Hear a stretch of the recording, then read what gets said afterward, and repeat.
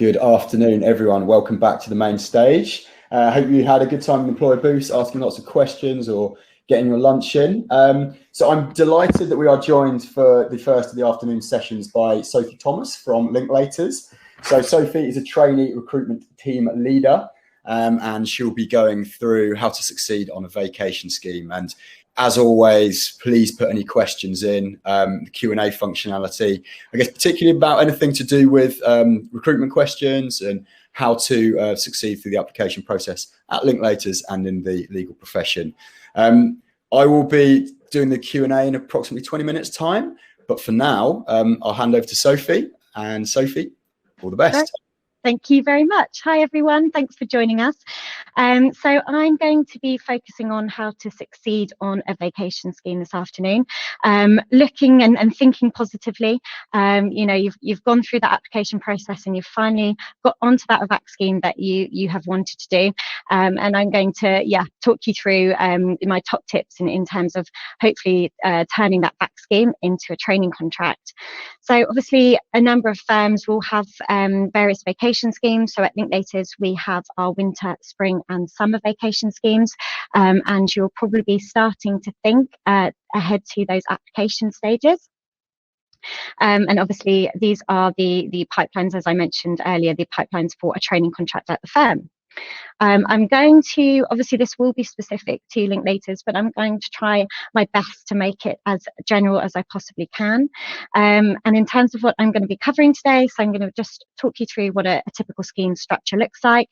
I'm going to give you some guidance of how to prepare for a scheme, around feedback, around scheme assessments, do's and don'ts, and then obviously be joined by Ali at the end to answer some of your questions. So on to the first slide around the scheme structure. So we have, as I mentioned, a few different vacation schemes. So we have our summer vacation schemes, which are usually 4 weeks long. And then we also have our winter and spring vacation schemes, which are 2 weeks long. In terms of which you should apply for, pick the scheme that works best in terms of your own timetable. All of our VAC schemes are open to penultimate year students and beyond. If anyone here is in their first year or second year of a 4-year degree, then we do have Pathfinder, which is a 2-day insight program. In terms of the scheme structure, you will have the choice of a seat. So in a 4-week scheme, we will ask you to sit in 2 different seats, and in a 2-week scheme, you will have 1 seat.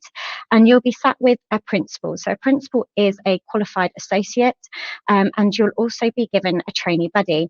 And they are both on hand to help you, give you guidance, answer any questions that you might have, and also to set you some work. In terms of what the graduate or trainee recruitment team organises for you, we have a number of sessions for our VAC schemers, including different department overviews and insights. We'll often do something called a client pitch exercise. We'll try and do some interactive sessions, for example, with our innovation or Nakoda teams. And then there's always the fun part, which is the socials. In terms of work, as I mentioned earlier, your principals and trainee buddies will be giving you some work and hopefully some real work. And then we also set you some assess tasks, which are examined and feed into that assessment part for your TC. And then obviously at the end, you will have a final interview for a training contract, which is guaranteed, a guaranteed interview on the Linklaters scheme. And I will talk in a bit more detail about that later. So in terms of preparation, how can you prepare for a vacation scheme? What should you do in the build-up? So the first thing I've said here is really make sure you look over your interview notes.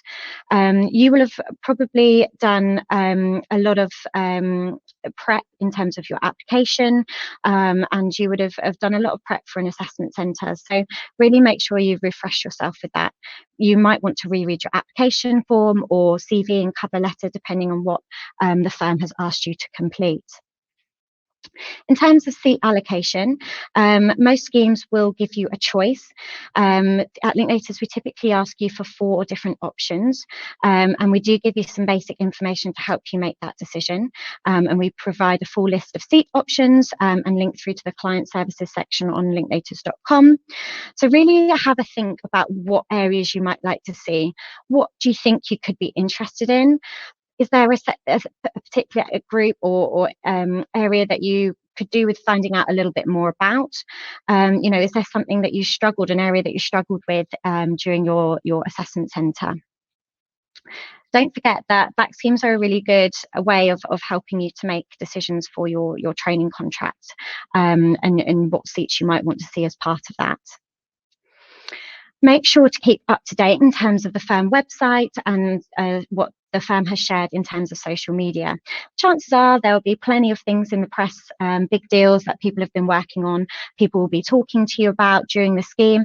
And I think it's really helpful to just make sure that you are up to date and aware of what those might be. Social media is quite an easy way of doing this. So Linklaters regularly post on LinkedIn, and I think that's a really good place to start in terms of following. Also, if there's a particular area of interest that you have, is it technology, is it ESG, maybe do some research beforehand, maybe think of some questions. Schemes are a fantastic place to network and to find out a bit more. You need to remember it's a two-way process. You might be in the position where you have a number of VAC schemes, a number of training contract offers, and you want to make sure you're making the right decision for you. And the best way you can do that is by asking questions, networking with people at the firm. Finally, identify gaps in your knowledge. So really make sure after an assessment day and you get some feedback, also make sure that you write down your own feedback on how you thought you performed. Is there an area that you really struggled with? Is there something that you think actually my knowledge on that area was a little bit hazy or something like that? And then really think about, okay, how can I make sure I'm developing in that area during a VAC scheme? So think about what are your strengths, what are your struggle areas. Chances are you will be tested on this during the scheme itself. So then on to feedback. So feedback is extremely important at Linklaters, and we believe it's crucial to everyone's development, and we encourage continuous 360 feedback. So the responsibility is on everyone to request feedback, and I think it's really good to get into this habit from an early stage. And I think it's also really important to ask for feedback at meaningful points and allow time for reflection and a chance for you to actually think about and work on those areas. So at Linklaters, we will always give you a call after your assessment day to let you know the outcome, but also to provide detailed feedback.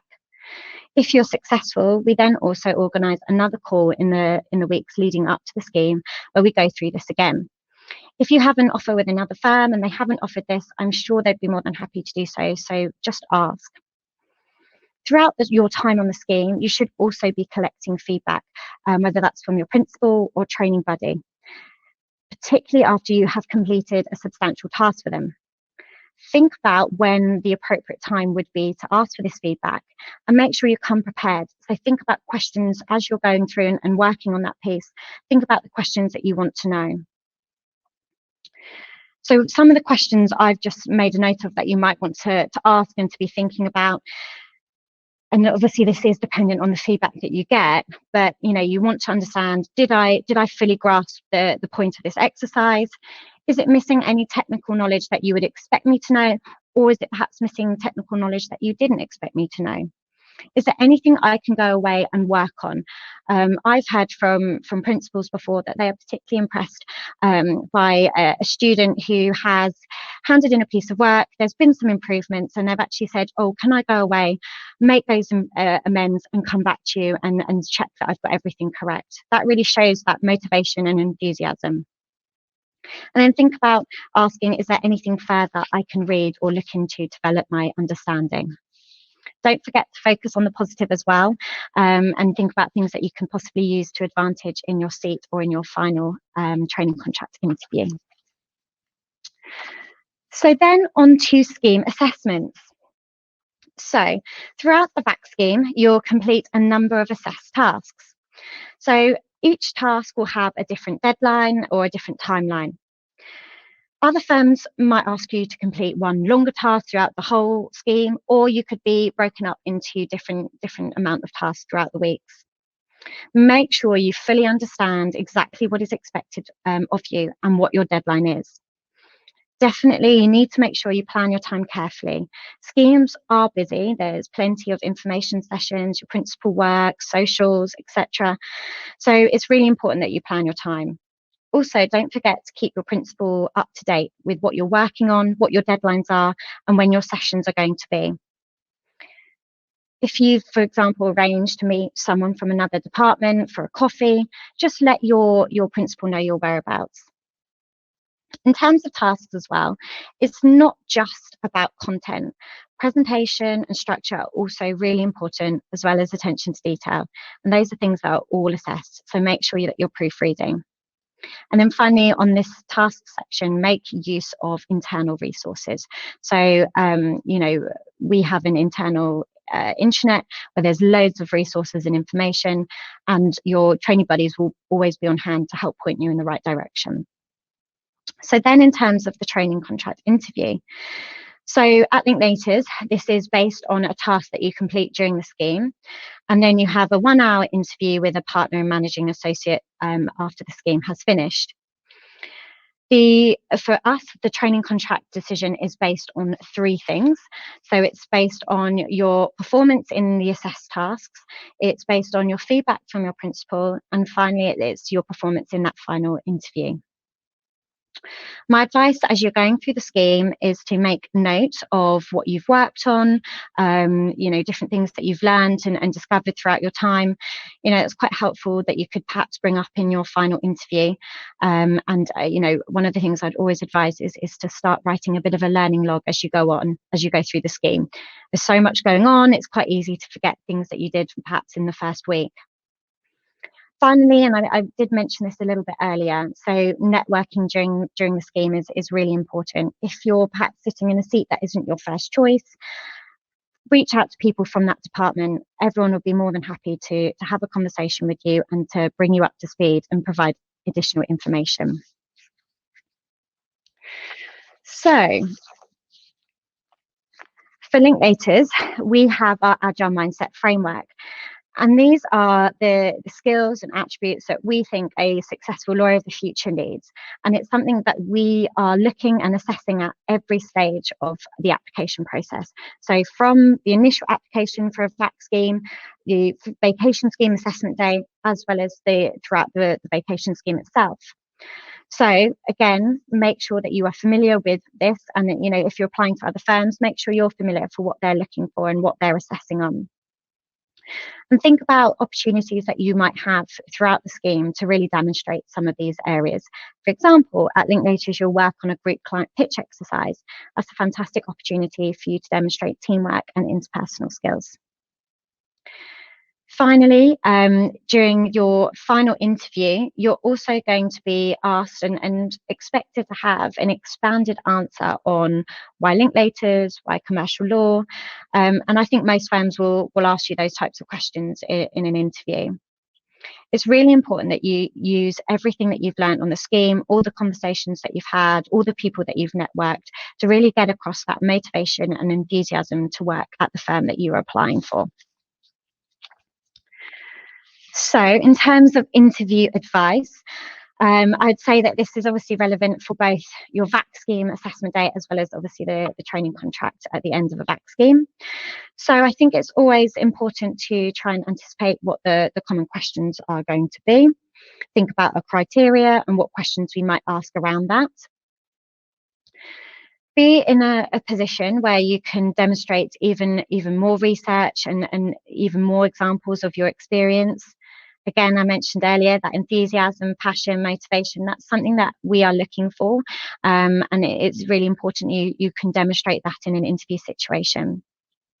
Don't be thrown off if you're asked a tricky question. Think about it.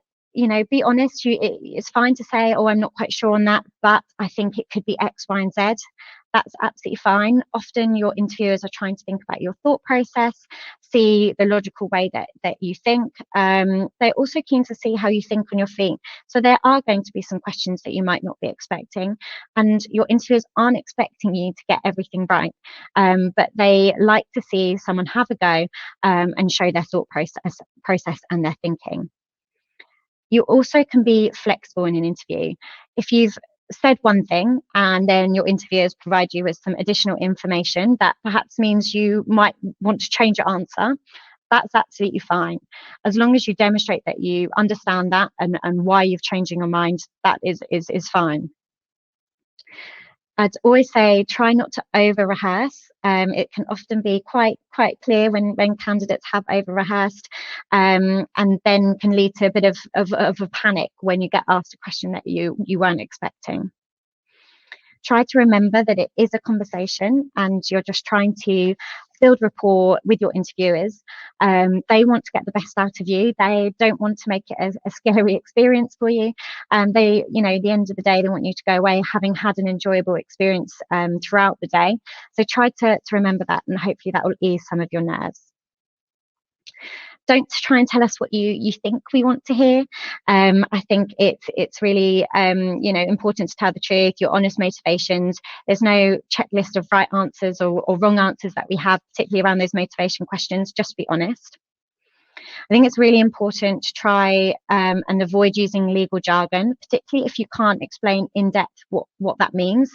I've often had feedback from partners and interviewers that they are much more impressed by candidates who can perhaps explain a concept, explain a legal concept without actually knowing what the exact legal term they're describing is. And then finally, I'd always try and ask questions at the end of your interview. That is a great way of, again, showing that interest and enthusiasm and finding out a bit more about the firm. So in terms of top tips, so for a scheme, again, I think it's about being enthusiastic and confident, asking for work, asking to meet with people. Communication is really important. Let people know what you're doing, what you've been up to. The IT training, yes, it's boring, but it's actually super helpful so that you can, hit the ground running on that first day. I would say, remember, it's not a competition. On a Linklaters scheme, there is a place for everyone, and there is a training contract for everyone, and we see it as these are hopefully your future cohort of trainees at the firm. So yes, you shouldn't be coming in thinking it needs to be competitive. Remember your sessions, remember what time you're meant to be in places.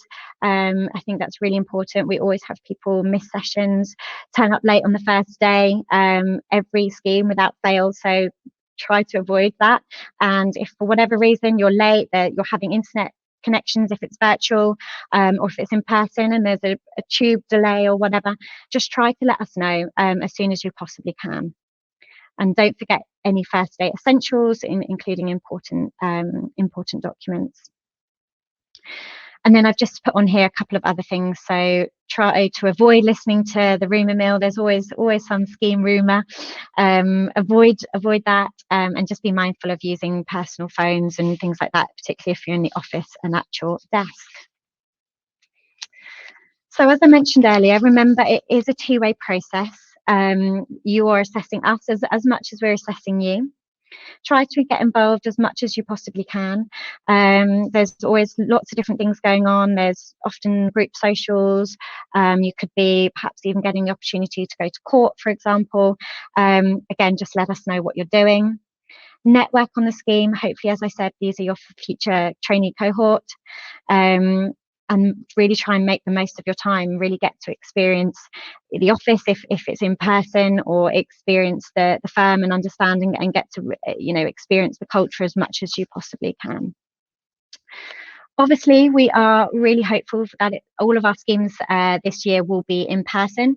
Who knows what the next few months will bring. So if it is virtual, there's a couple of things I've just included here. So try and demonstrate your interest and enthusiasm virtually. I know that's harder, but the things that you can do is ask questions, show that you're actively listening on a group call, be engaged, keep up that communication. Be mindful of it's obviously a lot of time on a computer screen, so take regular breaks, and just try and keep up with those networking and relationship building exercises that you can do, and virtual coffee catch ups that everyone's been having. So then finally, I just wanted to quickly flash up our various opportunities that we have at the firm. So obviously I mentioned we have our winter, spring and summer vacation schemes. Winter is opening relatively soon, and then spring and summer a little bit later in October. And then we have our various training contracts. And then I've also popped on there Pathfinder, which is, as I mentioned, our first year programme.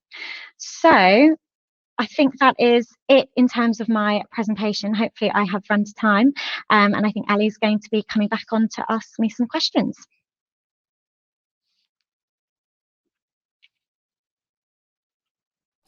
Hey Sophie, bang on time. I did the old forgot to turn myself off mute. So after all this time, you're still getting caught out. It's working, and I forgot to turn myself off mute. But here I am, and I've also removed the slides as well. So it's just us two. Thank you very much for that, Sophie. Very insightful, and some great top tips for how to ace an assessment at Linklaters. And thank you to everyone for your questions. Really appreciate those. So loads coming through and loads of likes on them. So for anyone who was here yesterday, I'll go through, maybe try and clump some together and go through some of the top questions we've had. So the top one. So thank you very much for putting this one through. Can you apply for a spring or summer vac scheme if your application for the winter scheme was unsuccessful? So you can do. The way our application process works is that you complete the online CAP assessment as well as the Watson-Glaser critical thinking test, and you do those once in an academic year. So yes, you can technically, if you're unsuccessful at winter, reapply for spring or summer, but just be aware that you won't be taking the assessments again. So it will be that same assessments from your previous application. Cool, thank you. The next one that's been most liked and it came up a bit yesterday as well. So what sort of work experience are you looking for in an application? I guess whether that's within the kind of related to the legal profession or whether that is other work experience. How do you best showcase that? Yeah, great question. So for at Linklaters, if you're applying for a VAC scheme, we don't expect you to have any legal or commercial work experience. We very much believe that you don't need work experience to get work experience. So anything that you do have is relevant. So actually at the application stage for a VAC scheme, we don't ask for any work experience. It's only if you come through for an assessment day with us. And I just encourage you to put anything down from part-time jobs, positions of responsibility at uni, etc. All of that shows great transferable skills and is part of the skills that we're looking for in our mindset framework. For a direct training contract, that's where we do look for some more substantial legal work experience, and that's between 2 to 4 weeks of work experience that we're looking for. But good news, VAC scheme, we're not expecting anything. Okay. Great, thanks for clarifying that. Question from Karina. So I think Karina was asking some questions yesterday, so welcome back, Karina. So do the interviewers in the VAC scheme use strength-based or competency-based interview questions and then some examples as well? And I was very interested when you were talking about some of the trickier questions that you might get asked. Yes. We'd love some examples of questions that might come the students' way as well. Yeah, of course. So for a vacation scheme assessment centre, there will be an interview with a member of the trainee recruitment team, and that will be competency based. Those are all based around the skills in our framework. So definitely keep an eye, keep referring back to that. But, there's obviously key things that we'll be looking for, things like teamwork and leadership and motivation. And yeah, it's competency based. So they are usually things like, can you tell me about a time when you worked within a team, but it wasn't particularly successful? Why was that? I'd say there's often in the questions that we ask, there's almost like two questions within one, which I think can be tricky. So really focus on answering both parts of that question. I'd say if we've probed and we've asked a follow-up question, that means that you've not quite hit the nail on it. You've not quite answered fully what we're looking for. So just try and be mindful of that. I would always say the STAR technique is a good loose guide to how you should structure your answers. You don't need to be quite so, robotic and saying, oh, the situation was this, but use that as a rough guide to see how long you should be talking for in terms of your answers. And I'd also say try and draw on a wide range of different examples where possible. So it can be anything from personal life to sports to positions of responsibility, societies, academic work, part-time jobs, all of it we're keen to hear on. Great. And those tricky questions, have you got any examples of those? Can you remember any that maybe you've asked to really put some of the candidates on the spot? And talking about, it's about seeing how they would logically answer in certain situations. So I'd say that the trickier questions that I was referring to are likely to be in your more technical interview with a partner and managing associate. So you will have done a written piece for them, and then they'll be discussing what you have written in that written piece. But you have obviously chosen what you want to write about in that, and they're probably going to be the areas that you're most comfortable with. So one of the first things they're going to do is take you off that script and start asking you about, different things that you might not have prepared for or might not be so comfortable asking for.